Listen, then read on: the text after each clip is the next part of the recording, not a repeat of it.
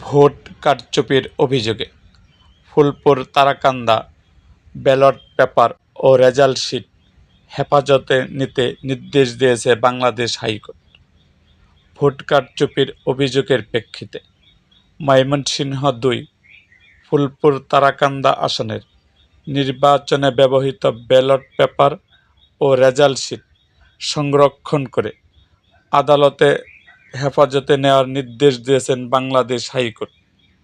আজ সোমবার ৯ মার্চ বিচারপতি মোহাম্মদ জাকির হোসেনের নেতৃত্বাধীন একক নির্বাচনী ট্রাইব্যুনালে দায়ের করা এক রিট আবেদনের প্রাথমিক শুনানি শেষে আদালত এ আদেশ দেন।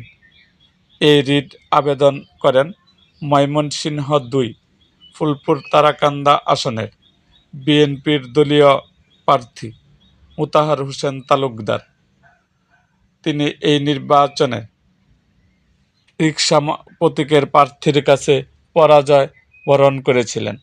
এরকম আরও ভিডিও পেতে আমাদের মুক্তাগাছার ইতিহাস মিডিয়া ইউটিউব চ্যানেলটিকে সাবস্ক্রাইব করুন এবং পাশে থাকা বেল আইকনটি বাজিয়ে দিন।